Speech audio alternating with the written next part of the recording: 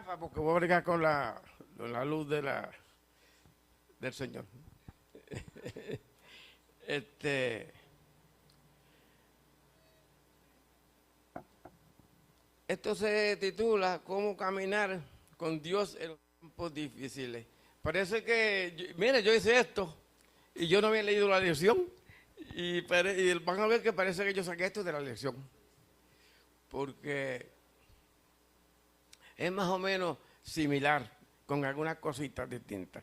Yo estoy ciego, hermano, así que tengo que usar las gafas, con esto es lo único que yo veo. Vamos a tener una oración antes de comenzar. Eterno Dios y Padre nuestro, en este momento te doy gracias, Señor, porque tú permites que yo hable tu santa palabra. Espero que tu Espíritu Santo ponga palabras en mi boca y prepare los corazones de los que están presentes y de los que están escuchando, Señor, en el nombre de Cristo. Amén.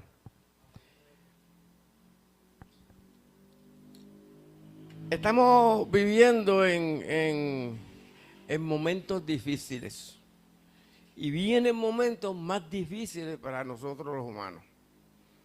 Ahora hay alguito por ahí de los cupones y mucha gente se está volviendo loco. Pero loco se va a volver si lo quitan por completo. Entonces sí. Yo me acuerdo, mis queridos hermanos, que yo me crié sin cupones. En casa no había cupones. En casa lo que comíamos era pana y café prieto.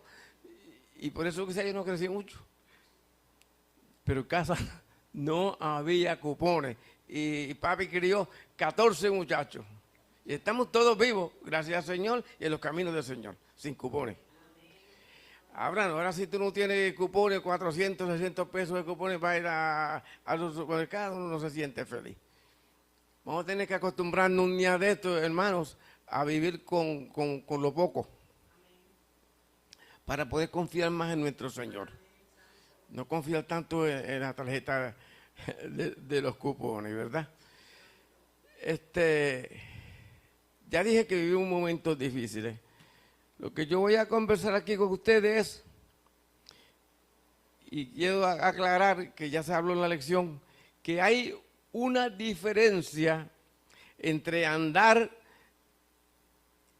en el valle de oscuridad o valle de muerte, como usted quiera hablar, que vivir en el valle de oscuridad.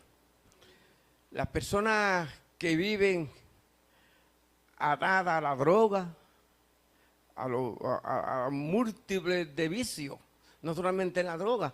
Hay uno que abunda por ahí, que es silencioso porque no nos damos de cuenta que es el juego, hermana. El vecino mío es guardia de seguridad y me dice que él trabajó muchas veces en el casino. Y él me dice que casi siempre los cajitos de los que iban son los mismos. Y ya está probado que esa gente juega en el Seguro Social, son gente de la edad mía mayor, juegan en el Seguro Social y empeñan la mitad del Seguro Social que todavía no han cobrado. Eso es una esclavitud, eso es vivir en tinieblas. Y hay un montón de cosas que nosotros a veces podíamos tocar de lejos, que quiere decir estar en tinieblas. Es distinto al pasar por tinieblas. Cristo pasó por tinieblas. Los apóstoles, las personas que se dedicaron a Dios, pasaron por sitios tenebrosos, por cosas tenebrosas. Ya estudiamos la lección, el Salmo 23, donde dice en el capítulo 4 que Dios no nos abandonará. Que cuando estemos caminando en el camino, Él estará ¿con quién? Con nosotros. Pero para que Dios esté con usted y conmigo, tenemos que invitarlo a que esté con nosotros.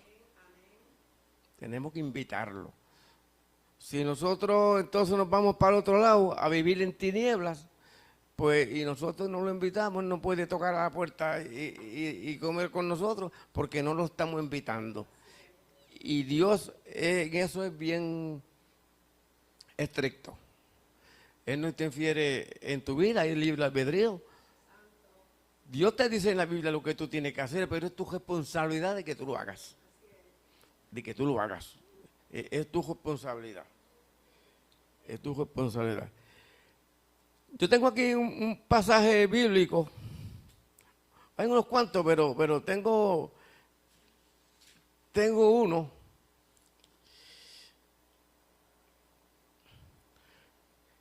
Para que ustedes vean cuál es la diferencia. Voy a comenzar por Daniel. Daniel 6, 16. Y le voy a comentar, para no leer el capítulo completo, esa historia es cuando Nabucodonosor hizo la estatua de oro, una estatua gigantesca, y quería que todo el mundo la adorara. Estaban los 3 hebreos que se negaron a adorar la estatua. En el 16 dice, entonces el rey mandó a trajeron a Daniel. Este otro, perdóname.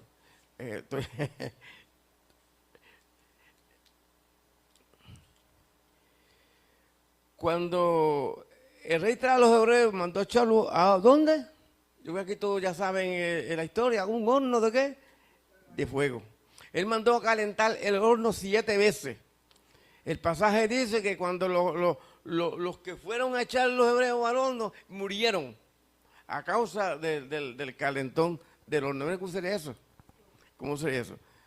Entonces echaron los hebreos ahí y Nabucodonosor vía 4, los 3 hebreos, y vía uno que él dice que era como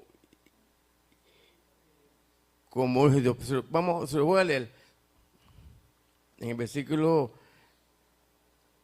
24 del capítulo. Entonces el rey Nabucodonosor se espantó y se levantó apresuradamente y dijo a los de su consejo, ¿no echaron 3 varones atados dentro del fuego?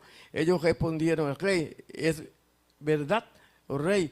Y dijo, he aquí que yo veo 4 varones sueltos que se pasean en medio del fuego sin sufrir ningún daño. Y el aspecto del cuarto es semejante al Hijo de los dioses. Ese podría haber sido Cristo, o el ángel Gabriel, o un arcángel que el Señor mandara especialmente para eso. Pero aquí vemos cuando esos varones le fueron fiel al Señor. Le fueron fiel hasta la muerte, fiel a que se dejaron entrar en un horno que estaba 7 veces caliente. Vemos también otro pasaje que está en el mismo libro, cuando echaron a Daniel al foso de los leones.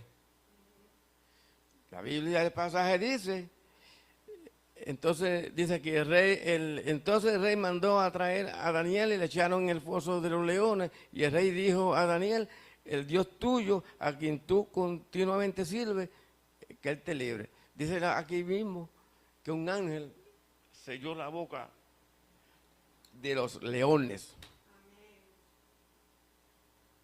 ¿Cuántos aquí piensan esto? Si a mí me echan a un pozo de los leones, ¿me pasará lo mismo? ¿O el león me desayuna? ¿Ustedes no han pensado eso 5 minutos, hermano? ¿Ustedes no han pensado eso? Si a usted le echan un pozo de leones. Hay que pensar eso, sí, Tito. Tenemos que, por eso que está escrito aquí, para que lo meditemos, no simplemente que lo leamos, y eso pasó. No, si a mí me tiraran un pozo de los leones,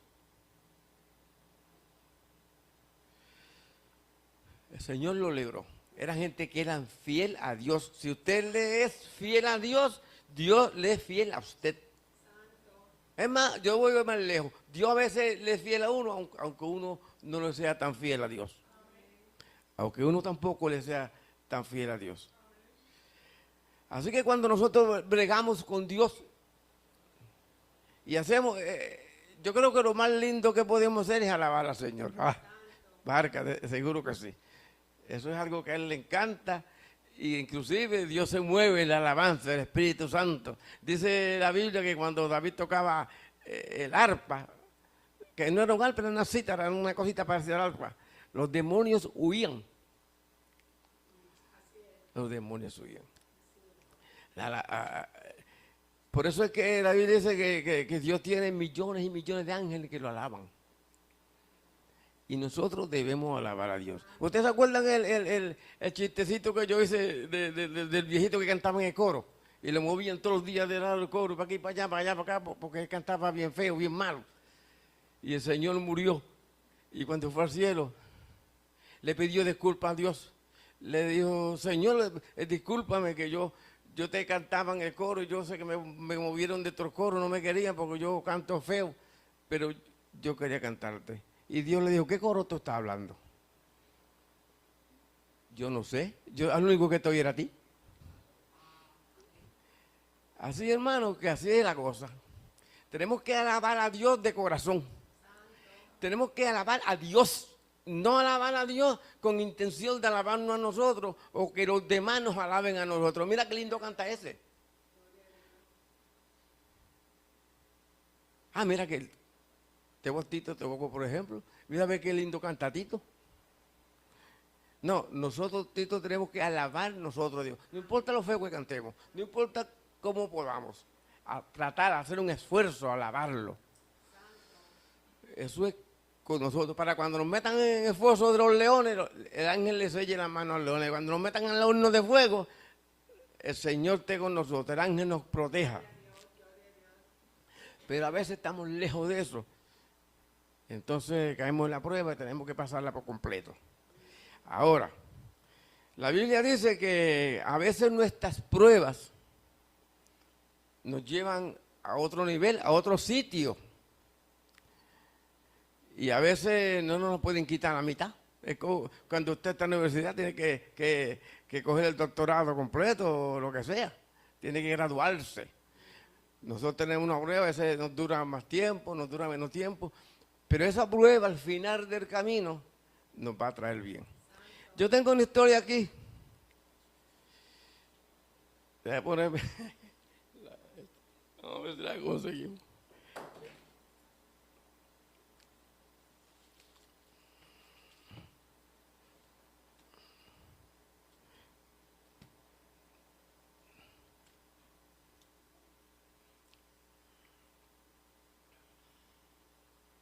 Ok. Una historia que yo espero que todos la sepan y la hayan leído. La historia de José. Voy a leerle unas partecitas aquí para que ustedes vean que yo he dicho aquí muchas veces, yo sé que el pastor, la pastora Marisa, que Dios tiene la capacidad de convertir algo malo en bueno, pero que nosotros no sabemos cómo es que Dios va a obrar en nuestra vida. Yo sé que yo pasé por esto, pastor, a mí, no sé, me cortaron una pierna, márcate, yo tengo que andar y no sé por qué será eso. Pero quizá al final del camino vemos las consecuencias. ¿Por qué? Dice, a ver si yo puedo leer con esto aquí. Dice, habitó Jacob en la tierra donde había morado su padre, en la tierra de Canaán. Esta es la historia de la familia de Jacob. José, siendo de edad de 17 años, apacentaba las ovejas con sus hermanos y el joven estaba con los hijos de Bilba y con los hijos de Silpa, mujeres de su padre. Informaba José a su padre la mala fama de ellos. El muchachito iba con los demás y él se encargaba de decirle a Jacob lo que ellos hacían. Y ellos decían, este es un soplón. Y los hijos le tenían, le cogieron cosas.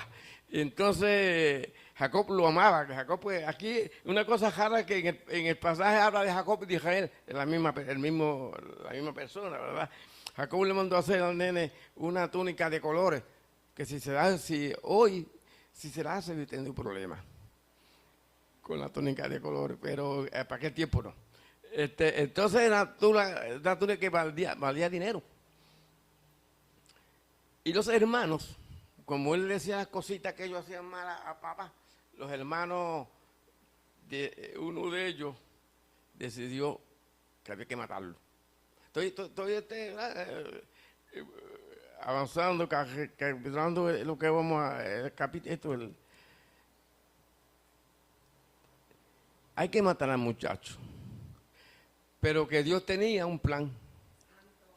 Y entonces el tocayo, Rubén, dijo, no se puede matar, la sangre de nuestra sangre, se opuso. Y llegaron a un acuerdo que lo echaron dentro de un pozo que estaba vacío, sí, bueno, tenía agua. Y cuando ellos se sientan a desayunar, venía un montón de gente de estas caravanas que compraban y vendían y negociaban y hacían mil cosas de los ismaelitas. Y ellos le vendieron a José a los ismaelitas.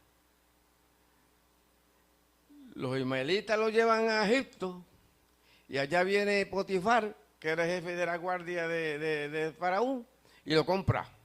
Y se lo lleva para allá, para el castillo del Faraón.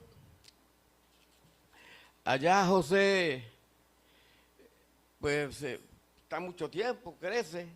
Y José tenía el don de soñar sueños, porque una de las cosas, porque los hermanos le cogían cosas, es porque José había soñado, ¿te acuerdas? Con los 12 manojos, que uno se puso de pie y los otros se doblaron.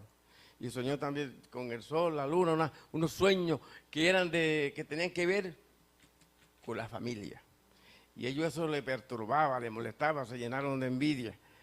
Bueno, él llegó a casa del faraón, creció, y ¿quién se enamoró de José? Estoy avanzando el capítulo. La esposa de Potifar se enamoró de José, quería que José la enamorara, pero José era un hombre, un varón de Dios, y Dios estaba con él, y él no quiso. Entonces la esposa fue allá, le dijo al faraón un montón de mentiras, y el faraón lo cogió y lo metió preso. Lo metió preso. Y resulta que José allá en la cárcel termina siendo el jefe de la cárcel. Le dan las llaves y por causa de José, ¿quién se convirtió? El carcelero. Y no sé si, me imagino que muchos presos se convertirían. Y José terminó siendo el jefe de la cárcel. Cuando José está ahí, es que el faraón sueña los sueños. Y José viene a esa interpretación. Y después el faraón le coge cariño, ve que José tiene algo especial. Y para avanzar con la historia, José termina siendo el gobernador de Egipto. El gobernador de Egipto. El rey estaba sentado por allá en una hamaca, por allá entonces, y José, y José era el que se encargaba de todo. Era dueño, señor de todo. Para usted ver lo que hace Dios con nosotros cuando nosotros le somos fiel. Porque nosotros le somos fiel. Para esa época, en el sueño de las vacas de José, empezó la hambruna. Empezó la hambruna en Egipto. Y José fue listo, iluminado por Dios, recogió comida y de todo, y dejó y cebada, y llenó el granero, porque ya José sabía lo que iba a pasar. Y ahí había comida. Más luego, el papá de Israel, por decirlo así, Jacob, como quieran llamarlo, van a donde Egipto a buscar comida. Y José reconoce los dos que fueron de los hermanos. Y le da comida, los cuida, y hasta que al final del camino, después de muchos pasajes, después de muchos contratiempos, el papá va. Y entonces aquí está, que es la parte más, ¿cómo se llama? Más emocionante de todo esto, cuando él se les revela a los hermanos, que él empieza a llorar y se vuelve loco, imagínate. Eran un montón de hermanos. Este asunto de que José es tirado al pozo de los leones, que lo querían matar, tantas cosas. Dios cogió eso y de ahí lo puso a ser el hombre más importante después de Faraón de Egipto. Si no es por José, dice la Biblia que Dios bendijo al faraón a causa de ¿quién? De José. El padre de él, Jacob, fue allá y bendijo también al faraón. Fíjese las cosas que hace Dios. José no sabía eso, los hermanos mucho menos, querían matarlo. Entonces nosotros nos pasan cosas, tenemos que pasar por lugares y nosotros a veces no sabemos lo que ha de pasar. No lo sabemos. Tenemos que confiar en Dios. No es fácil. Yo estoy diciendo que no es fácil, porque yo sé que no. No es fácil. Aquí todo, yo creo que todo aquí, hemos pasado por momentos difíciles, hemos pasado por divorcio, hemos pasado por enfermedades, hemos pasado por muchas cosas y confiar en el Señor no es fácil. Yo me acuerdo cuando yo empecé el tratamiento del cáncer, que eso yo lo conté aquí en un testimonio, pero se lo voy a recordar. Yo me acuerdo que ese día en el doctor fue un viejito, pero más viejo que yo, ajojadito, un viejito, y tenía una camisita como se la ponía abuelo, amajadita aquí, y el pantalón era grande y se lo había estrujado, se lo amajó todo pregujado acá, y unos zapatitos viejos, y una gojita viejita. Y yo dije, ¿pero qué ese señor vendrá aquí? Y yo sé qué pasó para allá. Y cuando el Señor salió, no estábamos como 6 o 7 sentados así, Él vino directamente donde mí. Vino andando directamente de mí y me dio la mano. Y me dijo con una voz suave, no te apures, que todo te va a salir bien. Y el viejito se fue. Y hasta la fecha así fue. Hasta la fecha así fue, hermanos. Ese día yo estaba preocupado y la preocupación se me fue. Se me fue la preocupación. Yo no estoy diciendo que soy un santo ni que soy mejor que nadie, eso no es así. Pero yo trato de buscar a Dios de corazón y espero que ustedes también. Y Dios me ha bendecido grandemente en muchas cosas por eso. Por eso es que estoy aquí hablando con ustedes. ¿Qué mejor bendición que esa? ¿Entienden? Nosotros tenemos que aprender, tenemos que luchar por serle fiel al Señor en todo. En todo, no en una cosa ni en la otra. Vemos el ejemplo de José. Vemos a Daniel, el esposo de los leones. Vemos muchas cosas. Vamos al Viejo Testamento cuando Pablo estuvo preso, cuando Pedro estuvo preso, los ángeles lo liberaron. Dios tiene ejemplos maravillosos en nuestra palabra. Pero como yo nunca he dicho aquí esto, hay que estudiarla. Lo he dicho 1000 veces y lo diré 1000 veces más. Hermano, lea la Biblia, aunque sea una paginita a la semana. Léala.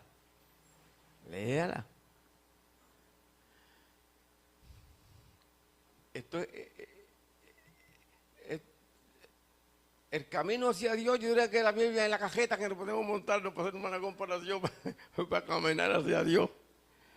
Es algo que es increíble, hermano. Tenemos que mirar bien las cosas que hacemos para que andemos en agrado hacia Dios.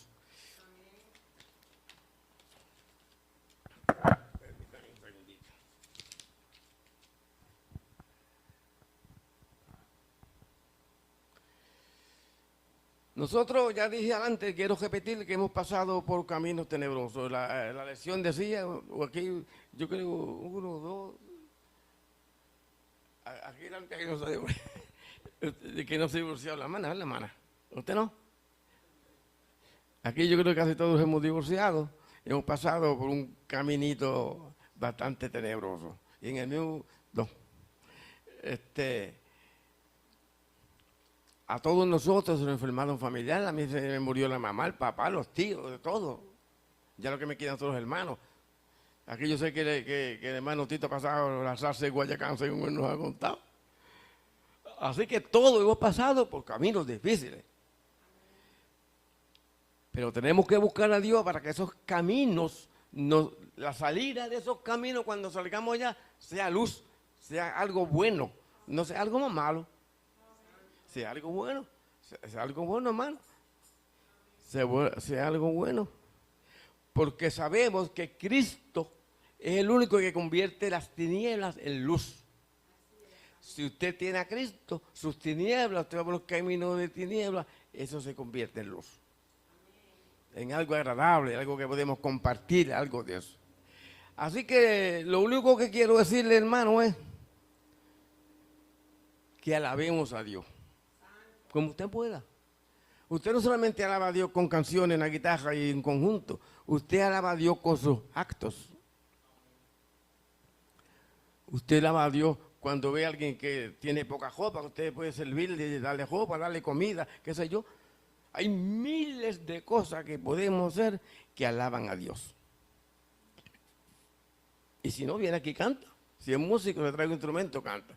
Lo bien importante es alabar a Dios.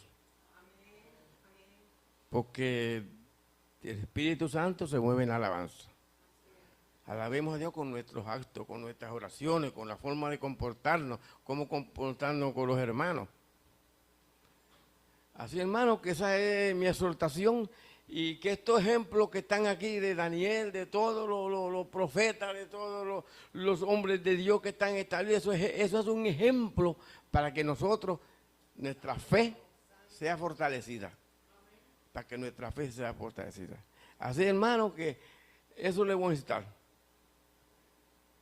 Que alabemos a Dios, que estudiemos la palabra y al fin y al cabo le veremos en persona.